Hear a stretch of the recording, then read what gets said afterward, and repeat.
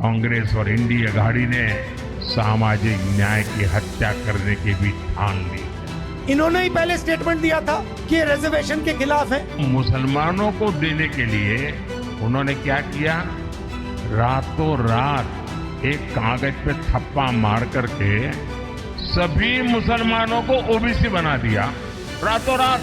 और इसके कारण वो ओबीसी का जो कोटा था उसके हकदार बन गए। जो भी रिजर्वेशन के खिलाफ है सारे के सारे इनकी पार्टी में जा रहे हैं। जो भी रिजर्वेशन के कॉन्स्टिट्यूशन के खिलाफ है सारों को ये ले रहे हैं, फिर कह रहे हैं कि भैया हम रिजर्वेशन के खिलाफ नहीं है।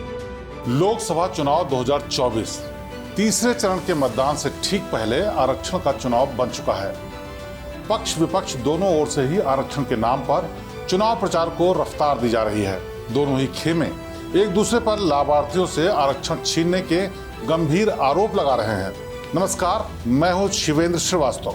2024 लोकसभा चुनाव की जब शुरुआत हुई थी तो सत्ता पक्ष की ओर से विकास की लंबी चौड़ी लिस्ट तैयार की गई थी और तब विपक्ष भी जनता के मुद्दों पर केंद्र सरकार के दावों की हवा निकाल रहा था। मगर जैसे जैसे इलेक्शन कैंपेन आगे बढ़ने लगा है, पूरे के पूरे लोकसभा चुनाव की सुई आरक्षण पर आकर टिक गई है और हर तरफ से जनता से वादे किए जाने लगे कि हम आपको आपका आरक्षण दिलवाएंगे। हमारे विरोधी आरक्षण विरोधी है, संविधान विरोधी है। ऐसे में आरक्षण पर आरोप प्रत्यारोप की सियासत और उसके असली मतलब को समझें उससे पहले भारत में लागू आरक्षण प्रणाली को समझ लेते हैं। दरअसल संविधान में आरक्षण की व्यवस्था केंद्र और राज्य में सरकारी नौकरियों, कल्याणकारी योजनाओं, चुनाव और शिक्षा के क्षेत्र में हर वर्ग की हिस्सेदारी सुनिश्चित करने के लिए की गई है, जिससे समाज के हर वर्ग को आगे आने का मौका मिले। सवाल उठा कि आरक्षण किसे मिले। इसके लिए पिछड़े वर्ग को 3 कैटेगरियों यानी कि अनुसूचित जाति मतलब एससी, अनुसूचित जनजाति यानी एसटी और अन्य पिछड़ा वर्ग मतलब ओबीसी में बांटा गया है। मोटे तौर पर देश में जो आरक्षण का मॉडल लागू है उसके मुताबिक अनुसूचित जाति मतलब एससी को 15% आरक्षण का लाभ मिलता है।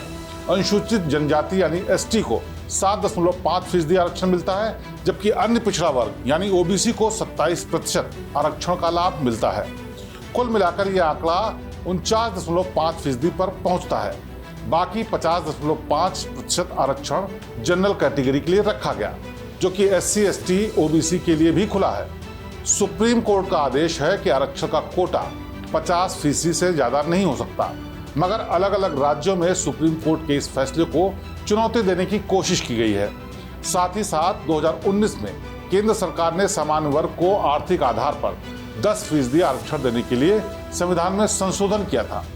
ऐसे में तय मानदंडों के हिसाब से सामान्य वर्ग यानी ईडब्ल्यूएस को मिलने वाला 10% आरक्षण 50% के निर्धारित कोटे से बाहर है। ऐसे में देश के अलग अलग राज्यों में आरक्षण और उस आरक्षण से जुड़ी जातियों उपजातियों को लेकर कई बड़े बड़े आंदोलन देखे गए हैं और सरकारों ने भी कई कदम उठाए हैं।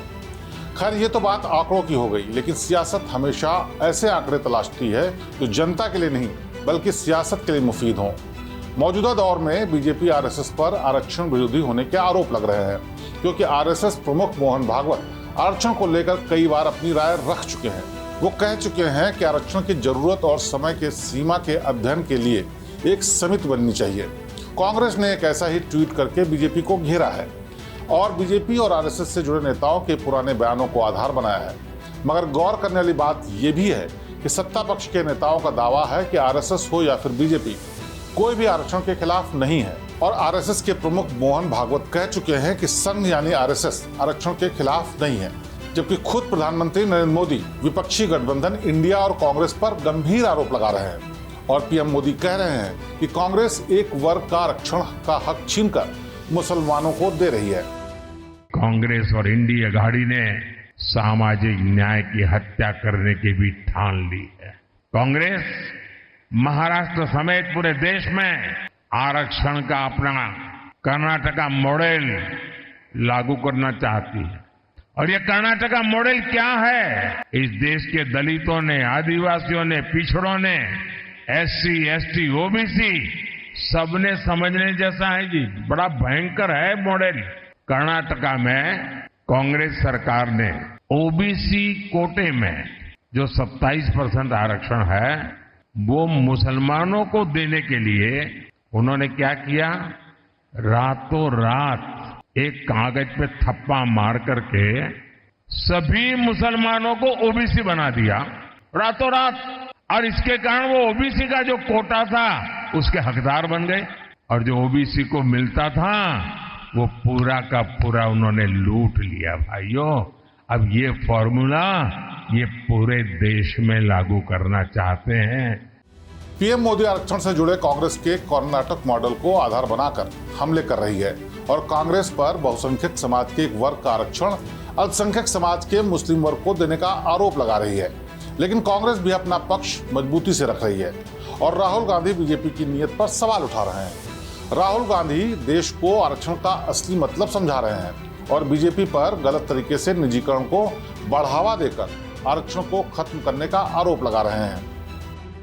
के लोग कहते हैं कि हम आरक्षण खत्म कर देंगे और फिर बयान आते हैं नहीं, हम आरक्षण के खिलाफ नहीं है। ठीक है, आरक्षण का मतलब क्या है? सबसे पहले कि देश में गरीबों की, दलितों की, आदिवासियों की, पिछड़ों की भागीदारी होगी। यह है मतलब कि देश में जो सत्ता है, जो धन है, उसे न्याय के साथ बिना अन्याय बांटा जाएगा।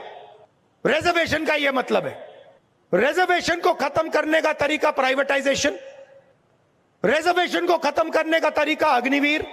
जहां भी कमजोर लोगों को थोड़ा सा फायदा मिलता है, किसानों को थोड़ा सा फायदा मिलता है, मजदूरों को, छोटे व्यापारियों को थोड़ा सा फायदा मिलता है, वहां ये लोग, उनका ध्यान चला जाता है और उसको बंद करने की कोशिश करते हैं।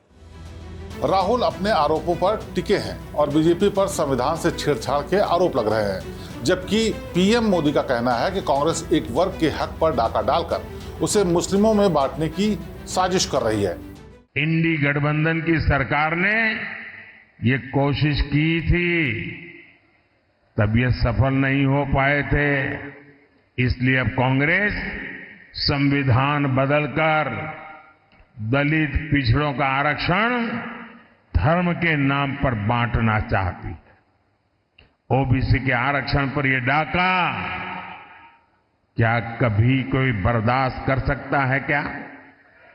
आप बर्दाश्त कर सकते हैं क्या? आप स्वीकार कर सकते हैं क्या?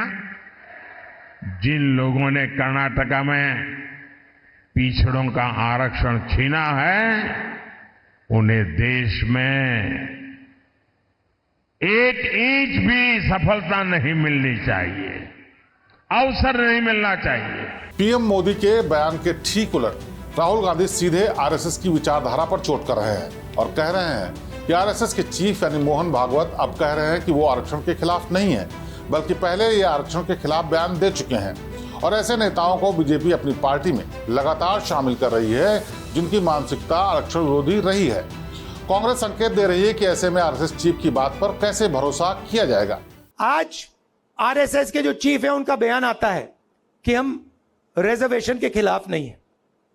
अरे, इन्होंने ही पहले स्टेटमेंट दिया था कि रिजर्वेशन के खिलाफ है। जो भी रिजर्वेशन के खिलाफ है, सारे के सारे इनकी पार्टी में जा रहे हैं।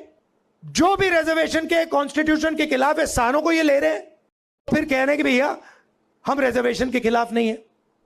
और इसका लक्ष्य क्या है मैं बता देता हूं, क्योंकि ये 20-22 अरबपतियों की मदद करना चाहते हैं।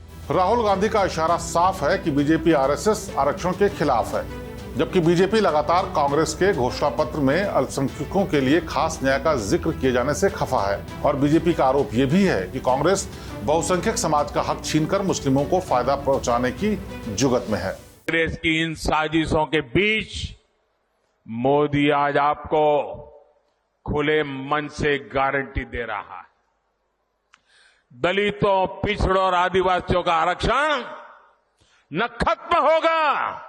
ये मोदी की गारंटी है। आरक्षण न खत्म होगा और न ही उसे धर्म के नाम पर बांटने दिया जाएगा। ये मोदी की गारंटी है। दोनों पक्षों के बयानों पर अगर गौर किया जाए तो आपको एक बात पता चलेगी कि ये सियासी दल बीच में असली लड़ाई आरक्षण के खिलाफ होने या आरक्षण के पक्ष में होने की नहीं है, बल्कि असली लड़ाई आरक्षण के सहारे देश के अल्पसंख्यकों में शामिल मुस्लिम वर्ग के वोट बैंक और बहुसंख्यक में शामिल हिंदू वर्ग की तमाम जातियों उपजातियों के बीच बटे वोट बैंक को साधने की है। दोनों ओर से खुद को जनता का हितैषी बताकर, आरक्षण का हिमायती बताकर हिंदू वर्सेस मुस्लिम के मुद्दे से जुड़ी सियासत को डायरेक्ट या इनडायरेक्ट तौर पर हवा दी जा रही है और आरक्षण पर बयानबाजी कर अपना अपना वोट बैंक साधने की कवायद तेज की गई है। बहरहाल चुनावी घमासान मचा हुआ है। देश के भविष्य को तराशने के लिए चुनी जाने वाली सरकार का चुनाव आरक्षण का चुनाव बनता जा रहा है और आरक्षण के सहारे बहुसंख्यक और अल्पसंख्यक दोनों ही खेमों की जन भावनाओं को टटोलकर अपना अपना हित साधने की हर मुमकिन कोशिश की जा रही है। मगर आप जागरूक बनिए और आपके हितों, आपकी बुनियादी जरूरतों को अपना ध्येय बनाकर काम करने वाले नेताओं को अपने जनप्रतिनिधि के तौर पर चुनकर देश की सरकार चुनिए। फिलहाल इस खास पेशकश में आज बस इतना ही। आगे फिर आपसे होगी मुलाकात। नमस्कार। उत्तर प्रदेश की हर खबर से अपडेट रहने के लिए श्रेष्ठ यूपी को करें सब्सक्राइब, बेल आइकन दबाएं और देखते रहें श्रेष्ठ यूपी।